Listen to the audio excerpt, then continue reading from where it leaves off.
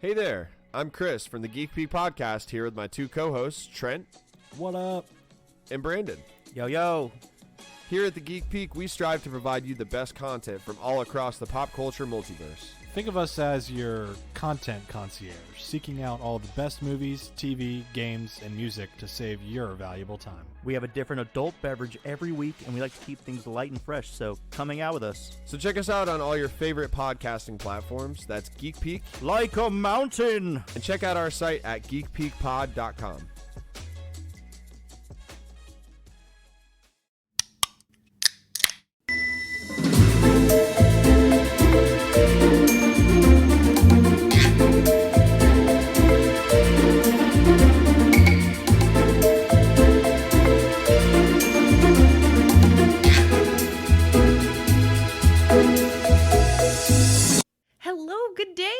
Welcome to Taboos, the podcast where we talk about taboo culture with foul mouths and drinks in hand. I'm your host, Celeste. How y'all doing today? I'm so happy that you tuned in. Today's episode is going to be so fantastic. If you clicked on the tile because it says pockets, you're in the right place. And we are, in fact, talking about pockets today. It's going to be so fucking great. I'm so excited. Before we get into today's episode, let me tell y'all what I'm drinking. Today, I have one of my absolute very most favoritist beverages, if not my most favorite beer, which is a Moon Man by New Glarus. Shout out to every episode that we have ever called out Moon Man. If y'all are new here, go listen. This is my favorite beer. I absolutely love New Glarus in general, but Moon Man is my favorite with its little paw print on the can. Oh, it makes me so happy. And, it's so good. So there's Moon Man. Yeah. Okay, great. Thanks for letting me share that with you. Highly suggest 10 out of 10. You can only get it in Wisconsin, though, so make a trip. Or let us know if you'd like us to run a beverage contest. We do that sometimes. So if that's something y'all would be interested in us doing, let me know. We'll make it happen. There will be Moon Man in the box, I promise. All right, enough about my drinking habits, which honestly, y'all need to know I don't drink. I only drink for this show. I really only drink for the sake of being able to talk about the drinks that I drink with you guys. I hate drinking. So, okay. There's that.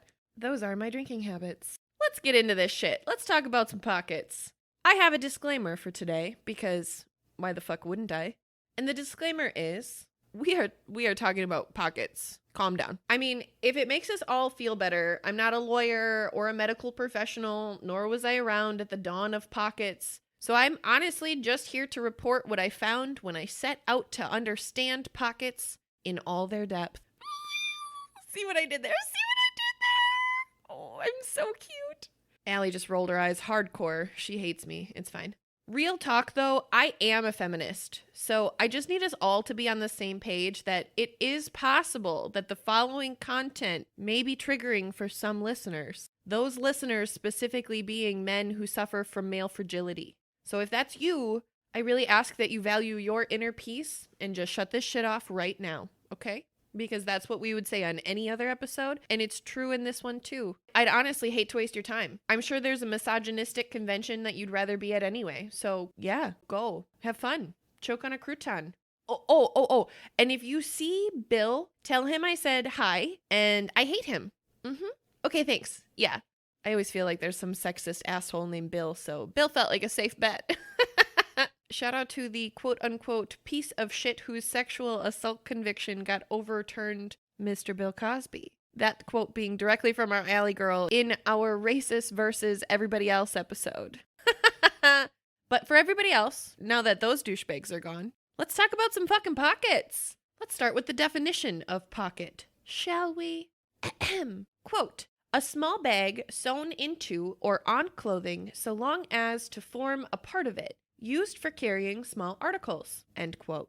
Another definition offered was, quote, a small patch of something, end quote. That one I thought was interesting. I agree with it. I recognize it. I just wouldn't have ever come to the place of saying a small patch of something is synonymous with pocket, but I totally get it.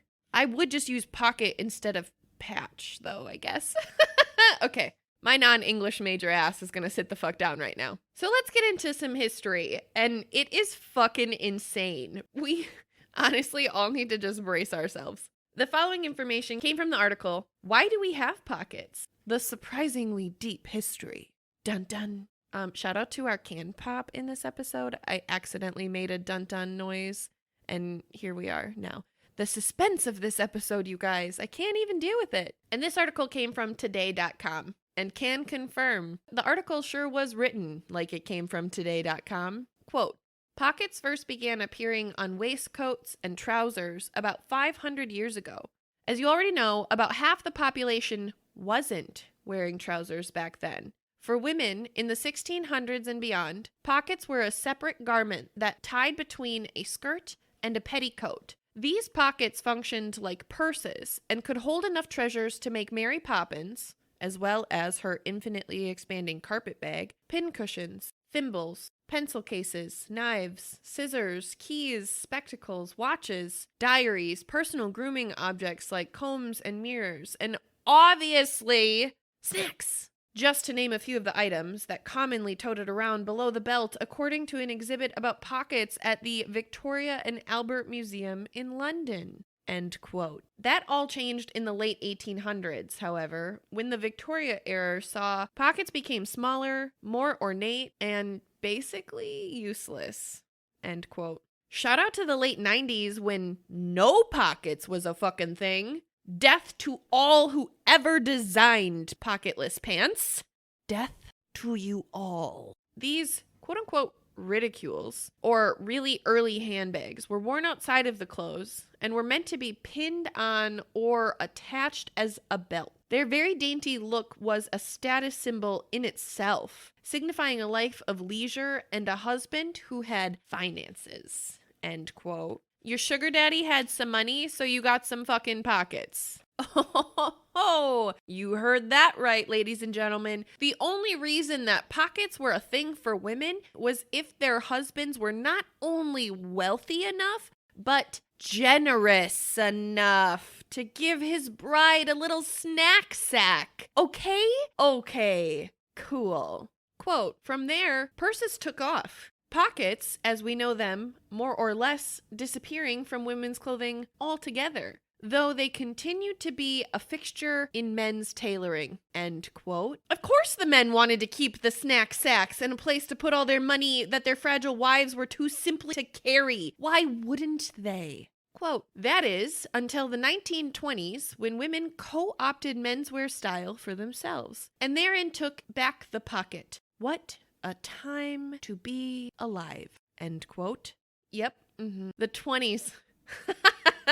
It sure was swell for all of us saddled with the apparent misfortune of being born with a vagina. That's what everyone says when the 20s are brought up. For sure. Ask all my women friends. With a small sidestep, shout out to the 19th Amendment, really for real, which also was a huge win for women in the 20s. But I'd like to submit the 19th Amendment as proof that the 20s was not the era for women. Yes, I would like to do that. Quote, boyish cuts and menswear-inspired looks gained popularity in the late 20s, especially with Hollywood stars like Greta Garbo and Marlene Dietrich. But the trend remained somewhat controversial and off the radar until about 1933, when Women's Wear Daily became the first big name to address the trend in an article called, get this, quote, will women wear trousers? Oh, will they? Honey, oh honey, we wear them better than men do. Sorry, not sorry. Have y'all ever seen a fine-ass woman in some golf shorts or pants or business pants? Or a pantsuit? A pantsuit! You guys, a fine-ass woman in a pantsuit. Be still my beating fucking heart. Yes. Huh. Okay, sorry, I'm back. Quote, at the time, Women's Wear Daily simply reported the trend without getting too deep into what it represented. But in a 100th anniversary issue in 2010, Women's Wear Daily called the story one of the biggest moments in fashion. The first major movement in the limelight for, quote, unquote, directly from this article, gender bending borrowed from the boys' style, end quote. Okay. Okay. It's 2010 when this article was wrote. That is still not even the correct way to say that shit in 2010. Demoralizing. Moving on. My special guest Notebook and I were really mad about it. And we're going to talk about why. Don't you worry. Just sit tight. I'm reading this article. Quote, while Women's Wear Daily has been reporting the acceptance of trousers in, inner quote, cinema circles, and inner quote, aka female actors and most likely what they're implying is masculine lesbians. Quote, while the consumer press has been discussing the controversial subject of, inner quote, will women wear trousers, at least 2 progressive manufacturers alert to the ever-shifting whims of fashion. They've been quietly at work designing tailored cloths to meet this demand. The takeaway being that the consumer dictates the market to an extent. So the menswear trend was actually something that women wanted and embraced, despite the controversy, not something that the patriarch forced upon them, aka a total win for feminism, end quote. And yet, we couldn't call it anything other than borrowed from the boys' style? Really?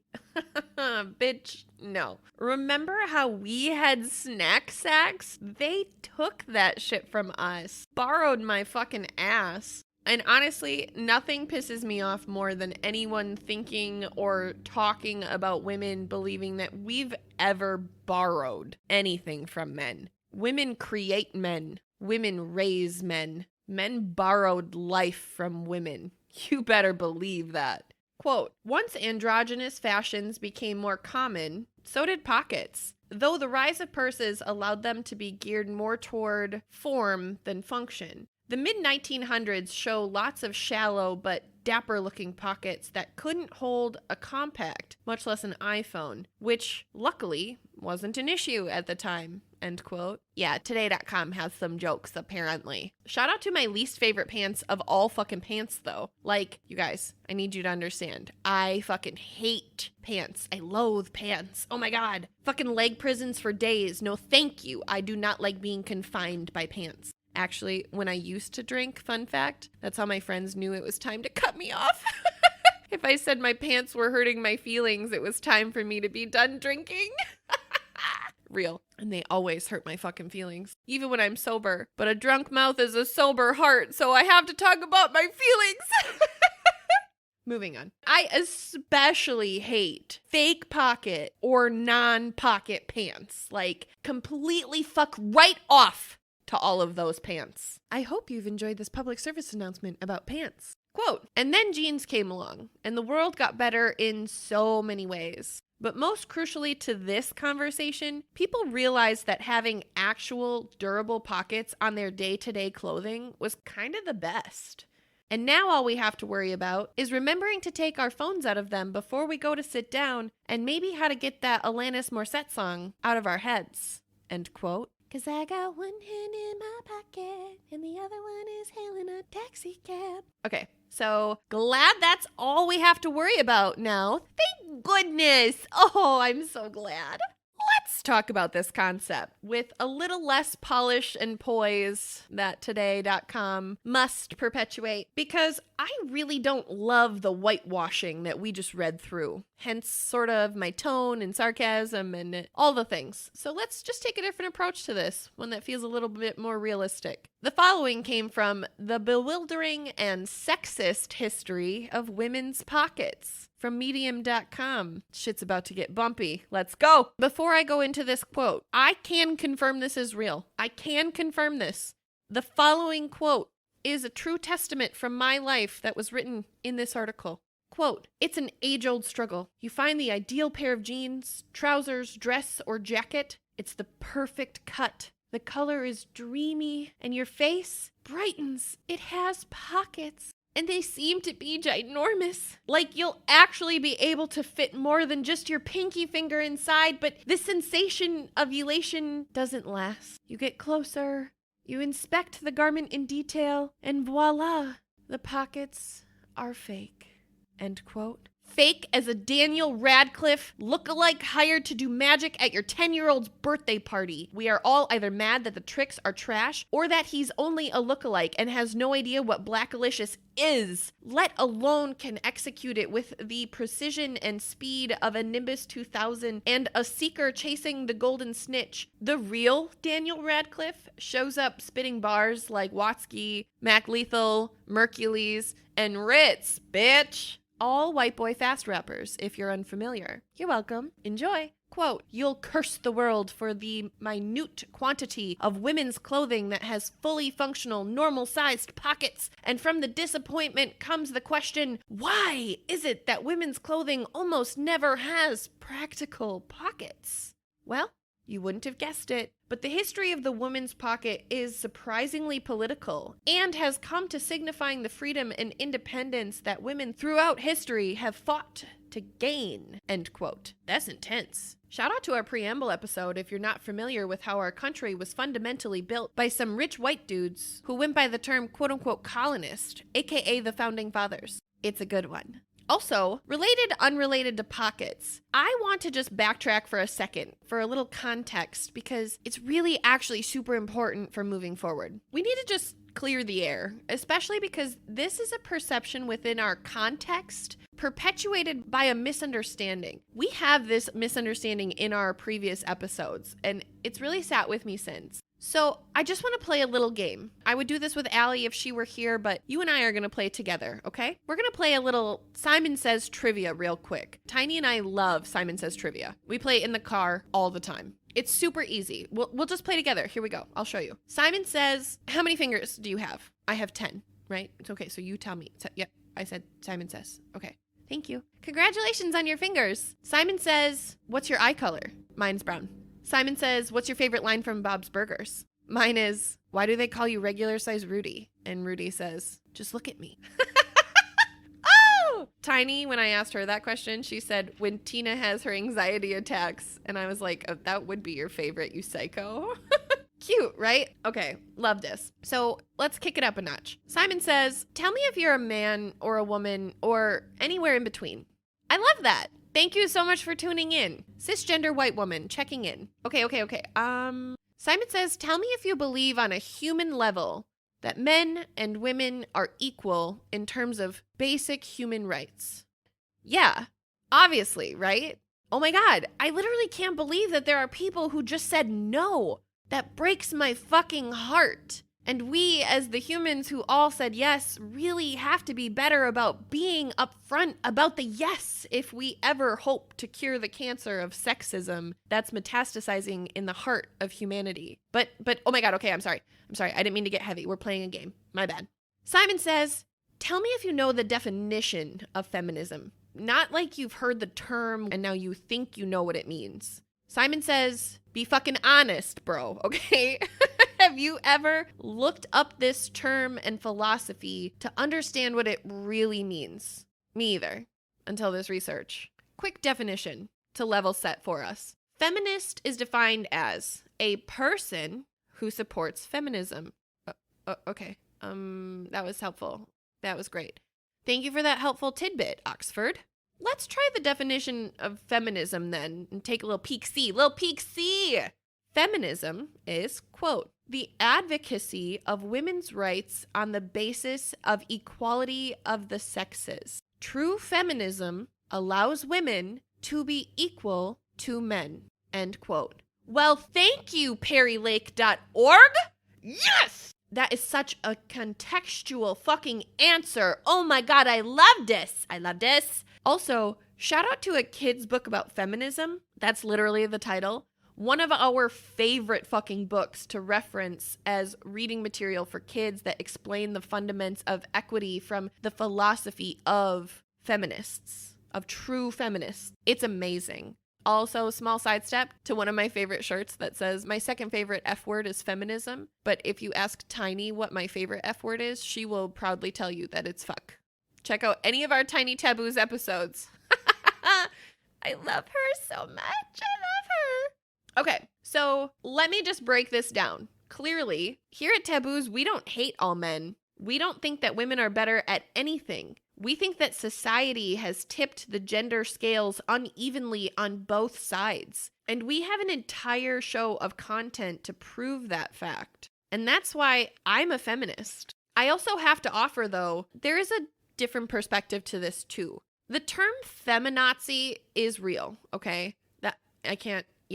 As is that mentality. But real doesn't mean it should be, nor that it should be perpetuated by any women or woman who claim to love other women. And also, it's absolutely outright offensive. Offensive because Nazis killed millions of innocent people for being of a different faith and complexion. If women Nazis were a concept out to eradicate the male species for existing, I assure you, the gender ratio would look very, very different. Which is why no matter how real, offensive, people, outright offensive to even associate the two mentally. Women don't have the drive to kill and control the way that men do. And honestly, I have this theory that if Hitler had been a woman, World War I would have never been a fucking thing. I really ask you, like, sit with my theory. Sit with it on 420 with a blunt if you want to. Because that's that motherfucker's birthday. Fun fact. But okay. Sorry, back to our game. Last one.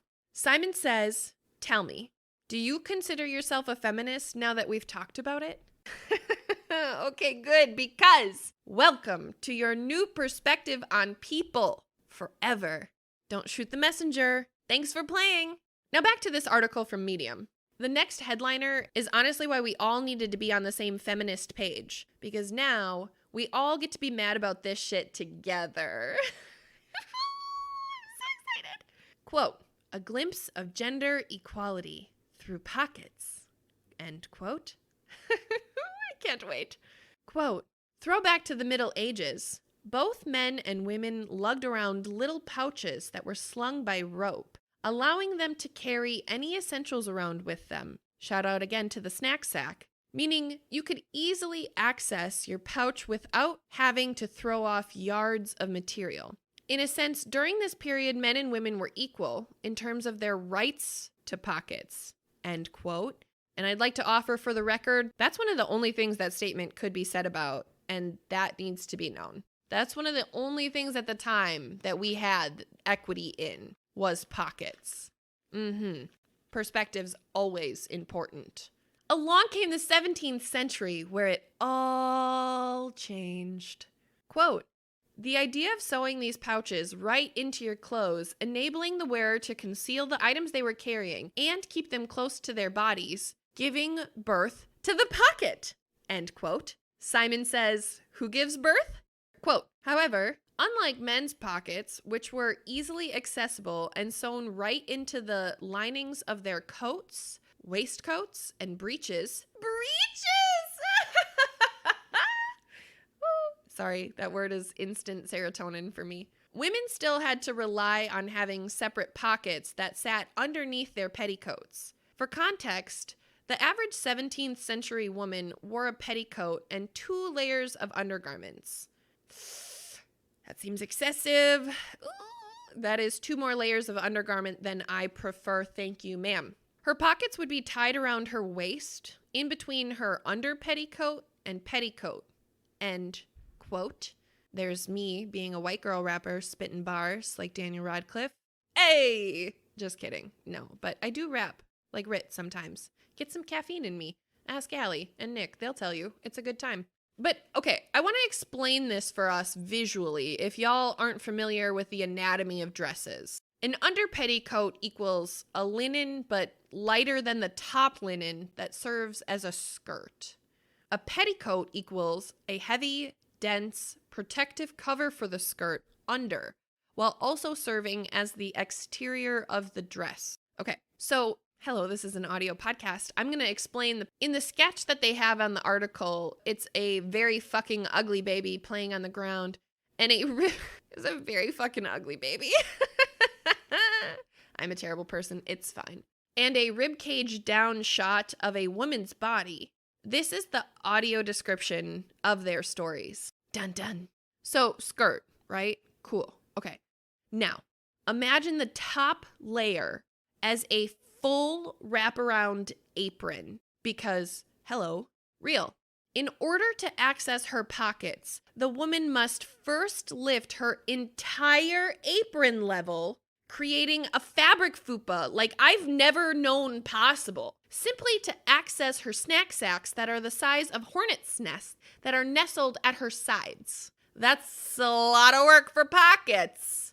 Quote, as women's fashion evolved in the 1790s, the pockets slowly began to revert to having their, inner quote, pockets on show to the world. And rightfully fucking so! It was dresses that had pockets!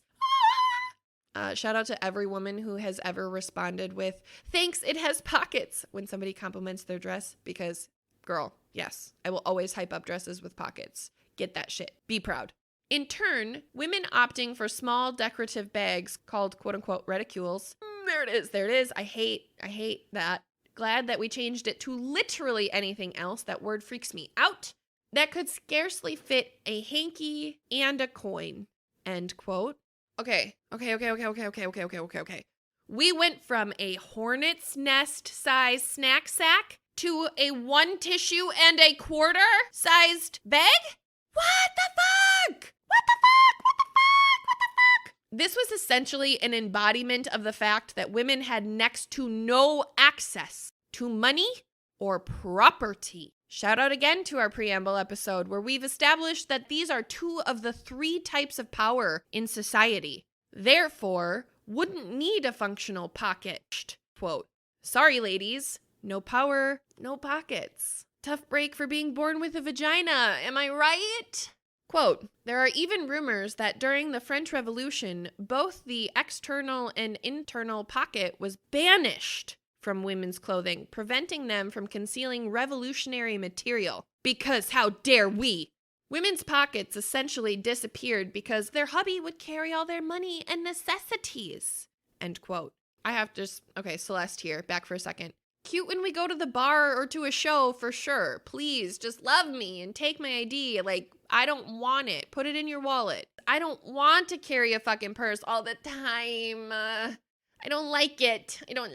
It's annoying and it's in the way and loud, and then I have to keep track of it, and it doesn't always listen to me, and theft is real. It doesn't always go with my outfit. Sometimes it does this like weird thing with my cleavage because it's a crossbody. It does have a cute as fuck pair of knuckles on it that I will use the next time that I'm alone at the Bear Trap in Shingleton, Michigan if I have to. Yes, ma'am, Sammy boy. She may be plastic, but she's got some feelings about the way you throw around the N-word and think you still have the right to breathe in my presence ever again. As well as, Tiny's got a little Lego Venom keychain who travels with us and keeps us safe because he makes her smile, which makes me smile. But, okay, the contents of what's on my purse is irrelevant.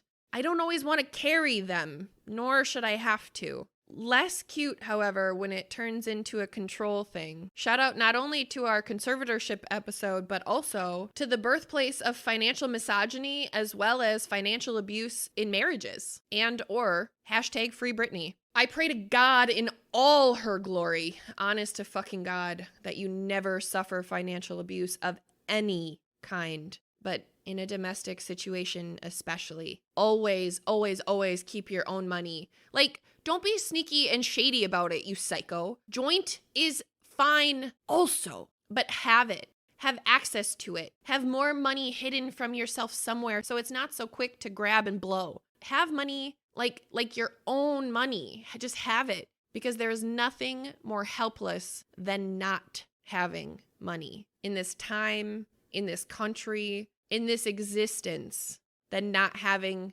your own money. Not for any other reason than we live in a world where, unfortunately, money has been amended to Maslow's hierarchy of needs, and that's called internalized capitalism. Different episode you will not want to miss, okay? I fucking promise. External capitalism is shit too, to be clear. Also an episode. Wink, wink, wink, wink, wink, wink, wink, wink. But speaking of money, see that full circle moment my ADHD just did? Ooh, I love that journey for us. I love that. Okay, back to this article, which actually is the ending from the quote that I was reading prior to my little tangent, but it ended this paragraph and I honestly could not move beyond it. So the article ended with, quote, after all, women were meant to just sit at home, drinking tea, preparing meals for their husbands, and knitting little jumpers for their hordes of children, end quote, while paying the rent of being the image of beauty and grace by society's ideology. I love that for us, too. Yes, that's great. And also, the above is still a belief that is perpetuated and out there today, you guys. Remember all those sexist motherfuckers who said no and left at the beginning of the episode at the disclaimer because of their male fragility?